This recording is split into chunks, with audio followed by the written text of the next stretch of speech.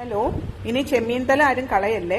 മത്തങ്ങ ഉണ്ടെങ്കിൽ നമുക്ക് നല്ലൊരു കറി ഉണ്ടാക്കാം. അപ്പം മത്തങ്ങ കഷ്ണങ്ങളും ചെമ്മീൻ്റെ തലയും കുറച്ച് ഉപ്പും നല്ല മഞ്ഞപ്പൊടിയും നല്ല മണത്തിന് കുറച്ച് കറിവേപ്പിലയും ആവശ്യത്തിന് വെള്ളം ഒഴിച്ച് നമുക്കിതിനെ ഒന്ന് വേവിച്ചെടുക്കണം. ആദ്യത്തെ സ്റ്റെപ്പ് അതാണ്.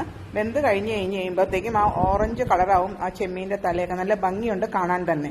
അത് നമ്മൾ ആ മത്തങ്ങ കഷ്ണം ഒന്ന് കയ്യിൽ വെച്ച് നന്നായിട്ട് ഉടച്ചെടുക്കുക. അത് കഴിഞ്ഞ് നമ്മൾ അരച്ച് വെച്ചിരിക്കുന്ന നാളികേരവും പച്ചമുളകും കൂടെ കൂട്ട് ഈ മത്തങ്ങ കറിയിലോട്ട് ഒഴിച്ചു കൊടുക്കുക. എന്നിട്ട് 2-3 മിനിറ്റ് ഒന്ന് തിളപ്പിച്ച് കഴിഞ്ഞാൽ ആ തേങ്ങയുടെ സ്വാദും എല്ലാം ചെമ്മീനിലും മത്തങ്ങയിലും ഒക്കെ പിടിക്കും.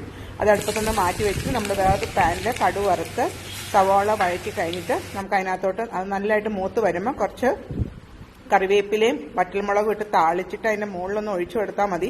അത് വെളിച്ചെണ്ണയിൽ വേണം താളിക്കാനായിട്ട്. അപ്പോഴാണ് നല്ല രുചി കിട്ടുന്നത്.